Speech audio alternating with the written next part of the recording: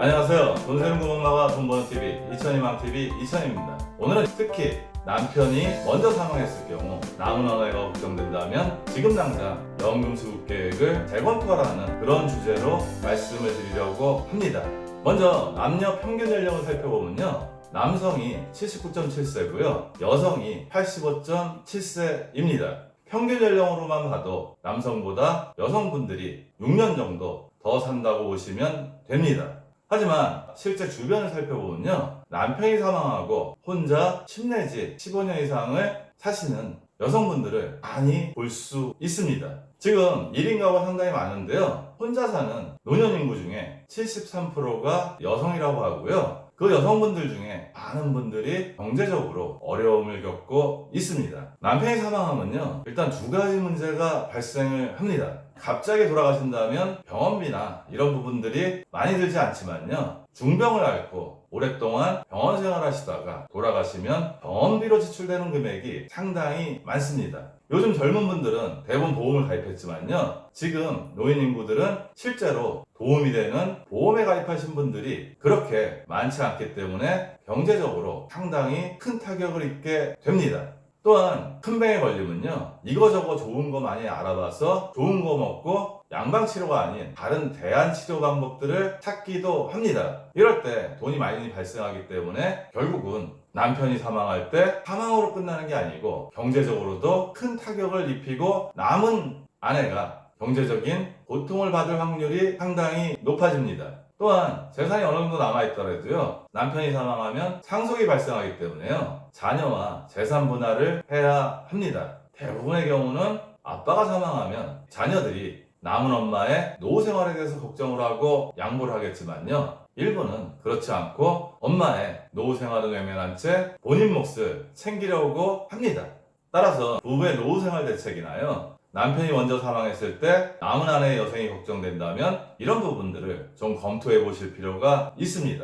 일단 노후 대책 중에 국민연금만큼 효율이 뛰어난 것은 없습니다. 그런데 문제는 현재 국민연금을 수령하는 비율이 37%밖에 안 되고요, 또 더 큰 문제는 그 중에 50만원 미만을 받는 사람이 76%로 대부분이고요, 100만원 이상 좀 현실적으로 국민연금을 수령하는 비율은 6%밖에 되지 않습니다. 그럼에도 불구하고 남편이 국민연금에 가입했는데 사망을 하게 되면요, 남은 아내가 사망할 때까지 유족연금을 받을 수 있습니다. 가입기간에 따라서 남편이 받던 노령연금의 40에서 60%까지 유족연금으로 받을 수 있습니다. 따라서 국민연금에 가입되어 있다면 아내의 노후생활비에 대해서는 조금은 보탬을 줄 수 있습니다. 퇴직연금은요, 많은 분들이 중간정산을 해서 집을 사거나 대출 받거나 이렇게 사용하신 분들이 많습니다. 이 부분은 꼭 아내분을 걱정해서가 아니라요, 부부의 노후생활비를 마련할 때도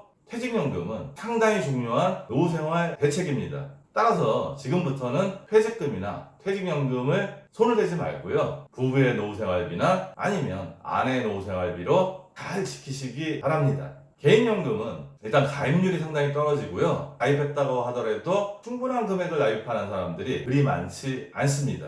따라서 지금 여력이 있다면요, 개인연금 쪽에 추가적인 준비가 필요할 수 있습니다. 개인연금을 가입할 때는요, 일반 연금 같은 경우는 부부가 불입하는 금액을 좀 나눠서 계약했으면 좋겠습니다.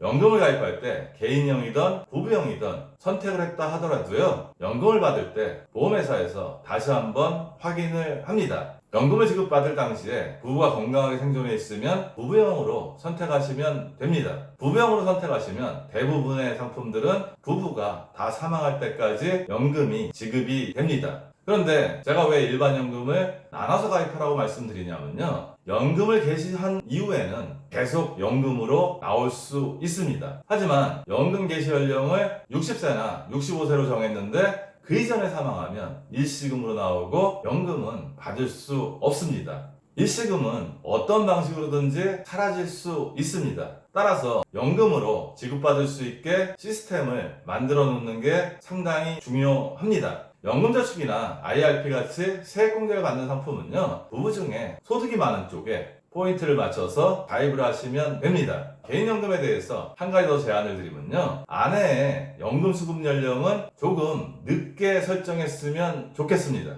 즉 빨리 가입해서 오랫동안 머물러 있어야지 나중에 연금을 많이 받을 수 있습니다.